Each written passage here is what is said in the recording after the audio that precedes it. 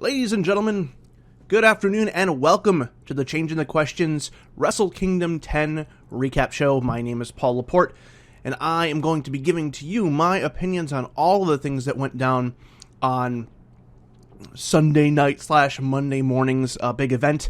I apologize that I didn't have this up yesterday, but it took me a little while to watch the whole card. January 4th is my wife's birthday, so Wrestle Kingdom is always kind of a sketchy deal as far as when I can see it. But I did finish up the full card yesterday, and I wanted to give everybody here at least a quick recap of my thoughts on the show. Let's go ahead and get things started off with the pre-show, with the New Japan Rumble, which was this weird combination of the Battle Royale, whatever, that they do a lot prior to WrestleMania on the WrestleMania pre-show, and like a walking out of the Hall of Fame people, because there was a lot of old names, some names very old. Particular highlight of that, or low light, depending on your view of this sort of thing, was when they wheeled out the ghost of the great Kabuki, who had to be 120 years old or so, and he limped around, hobbled around the ring, and through some mist, got DQ'd out of a Rumble, which maybe is the first time that's ever happened, and then hobbled away. I'm fine with that stuff, honestly. I had a conversation with Scott, Scott Fellows, who was doing this recent round of Changing the Questions episode tapings with, and he hated it. But I'm okay with it. I understand that Japanese wrestling works a little bit differently, and while it does tend to be more serious in certain ways, it also takes itself less seriously in others, especially on like the undercard. It's this weird dichotomy of like once you get to the top, it's just super, super serious, but when you're at the bottom, there's just lots of silly things going on, and this was below the bottom, so I was perfectly fine with it. What I really kind of wasn't fine with was the winner of the Rumble, who was Goto, who is one of the bookers in New Japan. It just so happens to book himself last, come out with an attractive Japanese pop star, and then manage to win the Rumble. If this was in the United States and Triple H or somebody similar booked themselves in that way, we would be giving them a lot of heat for it, rightfully so. So I kind of have to do the same thing here. I really wasn't a fan of the way that finished. But it is what it is. It was just a little fun way to kind of get things kicked off. Speaking of fun ways to start the show, our first official match was for the IWGP Junior Heavyweight Tag Team Championships, with the Young Bucks winning the titles back over Red Dragon, Roppongi Vice, and Matt Sydal and Ricochet. I'm actually pretty surprised that they put the belts on the Young Bucks here. I was kind of expecting them maybe to put them on Sydal and Ricochet, or maybe keep them on Red Dragon. I just didn't think that this was going to be the time for the Young Bucks to get those back. But I'm okay with it. It was a fun match all around. It was what the Junior Heavyweight 4-way tag team match at Wrestle Kingdom is turning out to be traditionally, which is just kind of a car crash and bodies flying all over the place. Ricochet did this incredible springboard shooting star press, which he just like left orbit. It seemed he just went right off of the camera screen through the top of the frame, and it was really incredible looking. I kind of do wish that Sydal and Ricochet got the win, but if this means that maybe we're going to get some singles matches between those two and the Young Bucks, I'm all for that as well. Moving on, we had the inaugural never openweight 6-man tag team championship match. Toru Yano and the Briscoes beat. Either of those would have worked. Defeated the Bullet Club of Yujiro Takahashi, Bad Luck Fale, and Tama Tonga. I know it's kind of a recurring thing that Yano brings out these guys from other organizations, or brings in these guests, and he has like a perfect win record with them, considering he doesn't win much the rest of the year. But I kind of question the validity of putting the belts on these guys, just because once they're done with their tour of Ring of Honor, I don't know if Mark and Jay are going to stick around or come back. And I feel that the better choice would have been to put the trios title, their 6-man title, on an established team like the Bullet Club. So you could kind of start that off with the idea that this isn't going to be just a belt for thrown together people. It's going to be a belt where you're going to need to really work together and be an established team if you want to hold it. So the match itself was all right. Mark Briscoe was particularly impressive. He was doing a lot of really interesting things. I think he's somebody who could have a promising singles career in New Japan. He seemed to get over very well with the crowd. Jay. He was fine. He's always really solid. Toru Yano had some really good comedy spots. I like Toru Yano's work. Like I said, I don't want to criticize any of these people. They're all good wrestlers, and the Bullet Club guys, like the Bullet Club B team or whatever, if you want to call them, except for Bad Luck Fale, I don't consider him a B team player, but it seems like they've kind of moved him down into that role. They're all good. They're all solid. It wasn't anything spectacular. It didn't have the flash and pizzazz of the match before it, but I think it's okay. I'm hoping that we will see better things for that 6-man tag title, though. Moving on, next we had the Ring of Honor World Championship match. Jay Lethal defeated Michael Elgin. This is another match that was just there. I've seen these guys wrestle in Ring of Honor and on the Independent so much. Jay Lethal is a great athlete, and I'm going to get a ton of heat for saying this from certain people, but I've never been the biggest fan of Jay Lethal. He's always been a solid guy, but I've never felt like he had that main event caliber charisma. Again, I don't watch Ring of Honor as much as some of my co-hosts here, or certainly as much as some of you out there. But I've seen a lot of his old work with earlier Ring of Honor and TNA, and and Michael Elgin, he's another one. Super strong, very impressive in the ring, very impressive physically, but he just kind of lacks that presence, and it hurts his overall image, I think. This was, like I said, this was a good match. Personally, it's funny because me and my wife were watching this, and I was kind of telling her the backstory because she wasn't fully up on, Ring of Honor or whatever. And she's like, oh, Jay Lethal's the heel? Because it kind of seems like he's the babyface in this one, which she's kind of right in a way. This was the smaller guy trying to fight his way out of the big guy's clutches. And normally you would reverse those roles, and Michael Elgin would be the heel and Jay Lethal would be the face. But that wasn't the case here. And, I don't know. It was shenanigans with the Book of Truth. Props to Truth Martini for getting at least a Japanese cover printed up. Little things like that do make a difference. But I just wasn't really into this match, and it was just kind of a thing of like, oh, okay, let's get through this match so I can get to see some other matches I actually want to see. All right, next up we had Kushida defeating Kenny Omega for the IWGP Junior Heavyweight Championship, getting back his title. We had Ryusuke Taguchi playing Doc Brown for Kushida's Back to the Future entrance, and then Kenny Omega did a send-up of the Terminator entrance for his walk to the ring. Before the match started, you had the traditional Bullet Club / insert heel team here beat down of the baby faces before the bell rings, which was kind of a trope for the evening, but again, I'm kind of okay with it, because if you think about it, if you're a group of conniving bad guys, you're going to want to try and get the advantage while you still can legally, so it may have been a little bit repetitive, but I'm fine with it. And the match itself was dope, which is what you would expect out of these two. It's what they always do. It was a really, really good, solid match. Kushida is, in my opinion, a really, really underrated worker, and I don't necessarily think he gets the respect he deserves outside of New Japan, but he just put on another really solid performance here. Kenny Omega, great as always. It looks like there's going to be bigger and better things for him, which we'll talk a little bit more about at the end of this show. Kushida, it looks like they're going to move forward with him as the champion. I hope they keep the belt on him for a little bit, because I think he is a guy who they could really build up a name for, and he could be another one of those really great junior heavyweights in New Japan if they just let him kind of take the ball and run from it. I know it means, splitting up the time splitters with him and Alex Shelley, but it looks like Shelley might be moving on to other things himself. I don't know what his future in New Japan looks like, so I think a singles career for Kushida is a good idea. All right, next up we had the IWGP Tag Team Championship match.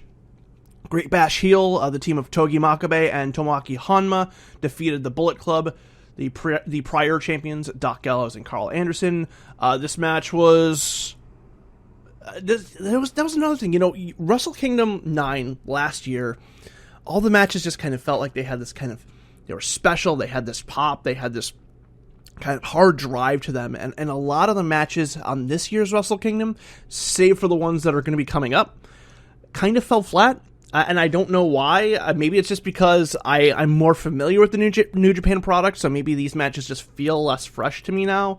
But they just don't seem to carry the same weight they did.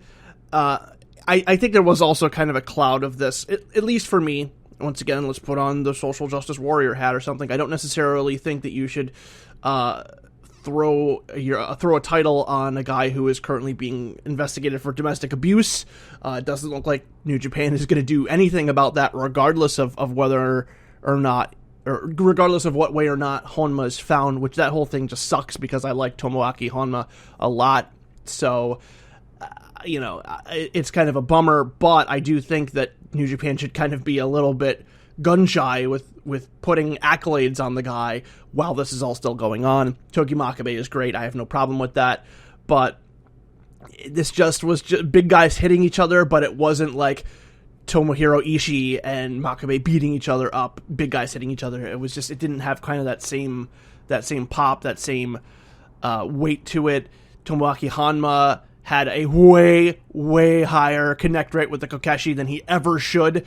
I think it was like 80% or something like that, which for him, it's normally 20% at best. So I think that they kind of took something out of GBH that took the things out of GBH that made them special and just kind of made them generic, bigger guys. I know Honma is really popular in Japan. I know Makabe is as well. But I just don't know if this was the best decision to make. But if the rumors are true that we're hearing, again, we'll talk more about this later, Doc Gallows and Carl Anderson potentially leaving New Japan, I can see why they kind of needed to do it. Before we move on, I did want to comment on the announce team, the English announce team of Kevin Kelly, Matt Striker, and Yoshitatsu. Oh, God. Okay. Kevin Kelly was, for the most part, fine. Just for the most part, okay. Just did his thing.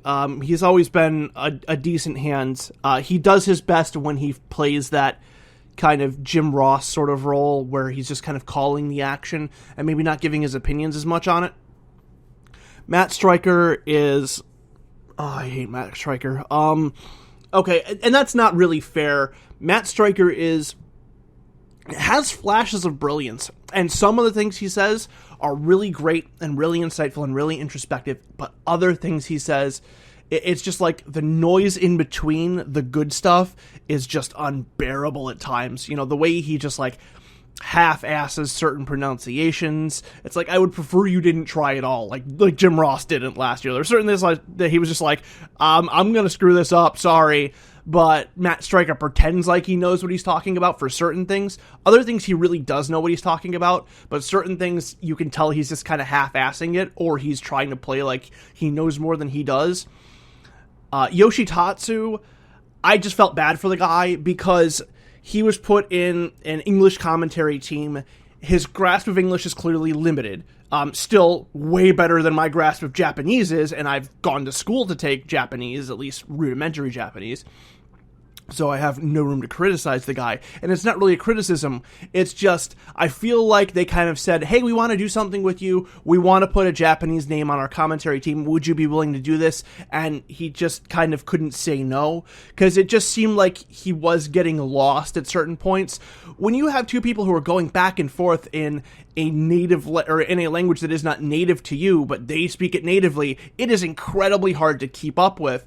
So it's difficult for him to kind of like add any input, and even some of the questions they were asking him were just really probably more complex than they should have been, or worded in a way that it may have been difficult for him to understand. Also, I kind of hated the fact that during the AJ and Nakamura match, they kept kind of nudging Tatsu to be like, hey, like, you seem to be kind of upset for this match, like, who do you want to win, or whatever. Like AJ was the guy that broke his goddamn neck.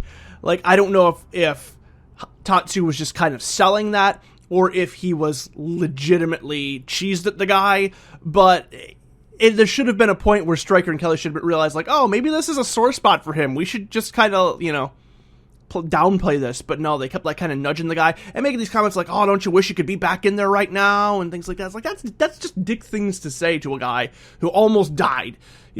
Just lay off a bit. So I kind of felt bad for Yoshitatsu, but,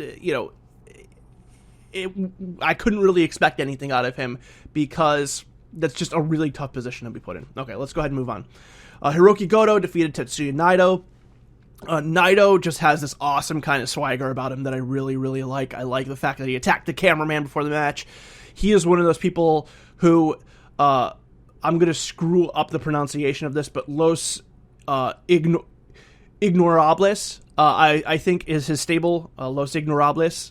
Like I said, I'm probably screwing that up, and if I am, I apologize. But his stable feels like what the Bullet Club originally felt like. Like, the Bullet Club is a little bit more jokey and comedic now, but Los Ignorables really feel like they're like a legitimate dangerous group of people. Like, they're just unstable, they're unhinged, and they could do anything to anyone at any moment. Naito's just a great hand in the ring. Goto's a great hand in the ring as well. This was a really good match, a lot of good back and forth action. This was, I think, the only main event match on the main card that wasn't for a title, but I don't think it necessarily needed it. I hope that they do decide to take one or both of these guys and move them up the ladder a little bit. I think especially for Naito, although with him losing, that kind of hurts his momentum.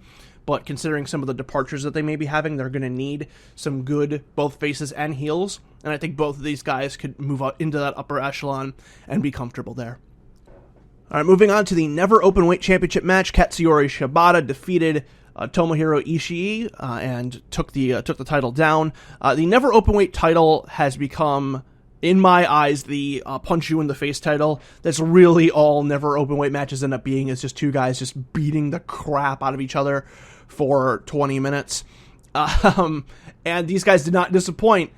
I knew going into it, Katsuyori Shibata has no problem hitting people as hard as he possibly can. Ishii has no problem being hit as hard as somebody can hit him and dishing it right back. So I knew this was going to be a fun match.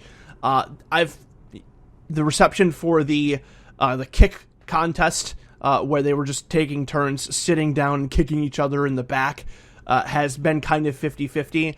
I'm okay with it just because the Never Openweight title just kind of has this air of being the hard-nosed, hard-ass championships, and these guys are just kind of trying to be macho and see who can stand up to it more. So I was okay with that.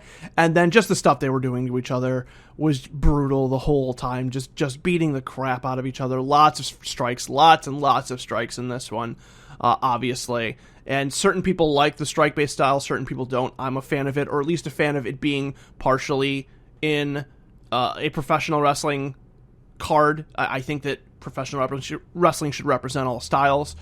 So I like seeing like a more kind of MMA-based match every once in a while, and that's what the Never Openweight matches kind of tend to be. A lot more hits, a lot more strikes, things like that. One spot I really was not a fan of is when they were just headbutting each other full force. Don't do that, guys, please. It looks great. It looks brutal because it is brutal. Professional wrestling should be the illusion of people getting hurt, not people actually hurting each other. And I've seen from, Nigel McGuinness to other people that those headbutt spots can really damage a person, especially if you do them long term. Don't do that again, guys. It was cool. It looked great, but let that be that. I don't want to see that become like a regular thing in either of your arsenals, whether or not it's with each other or other people. Just please don't. Nonetheless, Shibata gets the win with the PK. Great match. It's going to be interesting to see how the Never Openweight title evolves with Shibata as the champion, because he's only the 10th champion. It bounced back and forth between Ishii and Makabe. It's had some other people before that, and it's kind of just been like the big hoss title. Shibata's a little bit more of a sleek guy. He can fight in a mix of styles, so I'm curious to see how the Never Openweight title evolves from here, and I'm looking forward to seeing what Shibata can do with it. Okay, moving on, we had the co-main event, the IWGP Intercontinental Championship, Shinsuke Nakamura defeating AJ Styles. This match, it's weird, because this match, I feel, was kind of everything that it should have been. I do believe it lived up to the expectations that a Shinsuke Nakamura AJ Styles match should be. Nonetheless, this platform, you can't help but compare their match to Nakamura and Kota Ibushi last year. And I don't quite think it lived up to that match. It was a different match. It was much more grounded, much more submission based. There was still a lot of, hard hits and really good spots traded between these two. These two guys are clearly two of the very, very best in the world. They put on an incredible performance. It was a great match. I really did not know who was going to win at a lot of different times. So they had me on the hook through the whole thing. The Bomaye that Nakamura hit at the end, or the two of them, the first one in the back of AJ's head, looked absolutely brutal. AJ powering up out of the armbar triangle into a Styles Clash was a great looking spot. There was just a lot of innovative things these guys were doing. AJ Styles is at his absolute best right now. He is the top that he's ever been. Nakamura is the same. And it's going to be very interesting to see what the future holds for these two guys.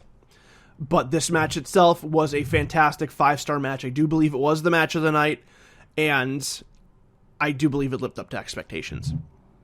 All right, now moving on to our final match of the evening for the IWGP Heavyweight Championship. Kazuchika Okada retains over Hiroshi Tanahashi.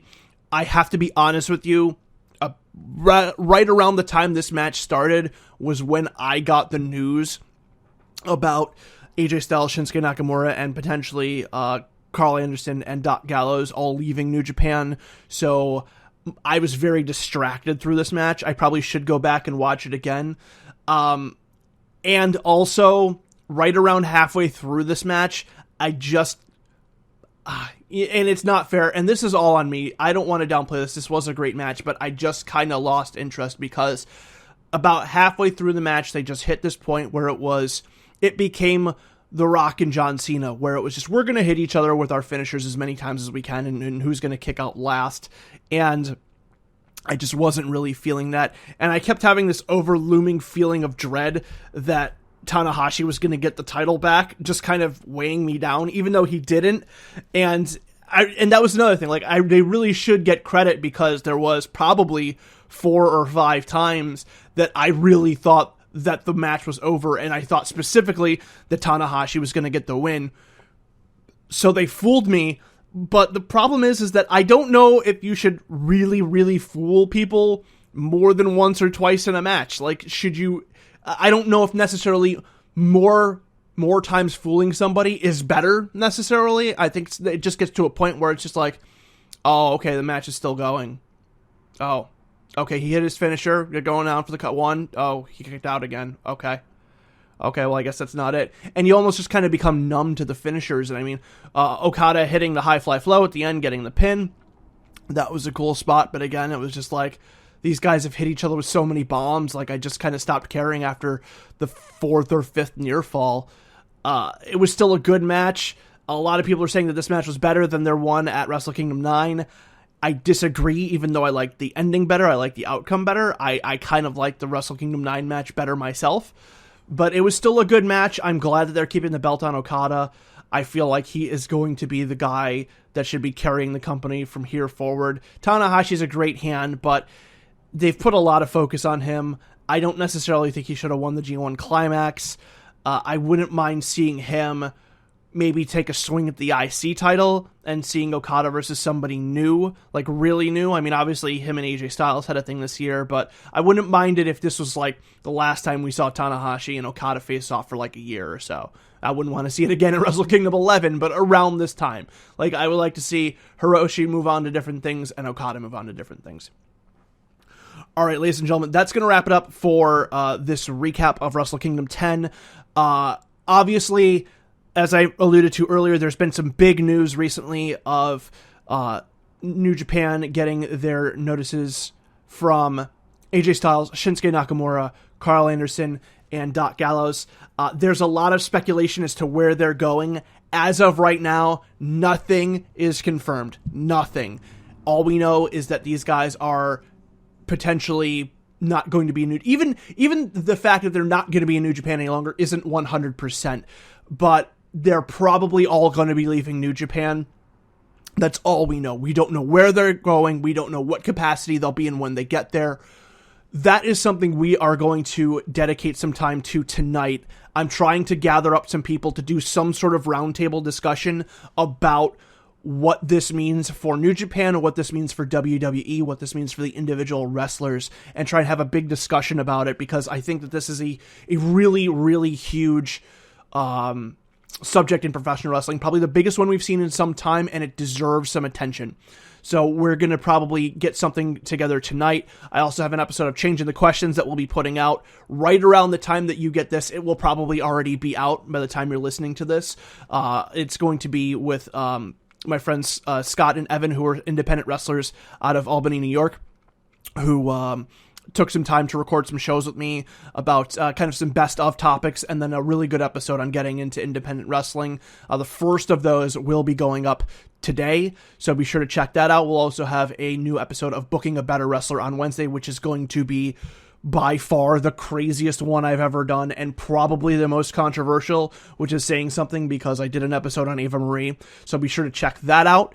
You can check us out at Changing the Qs on Twitter. That's Changing the QS.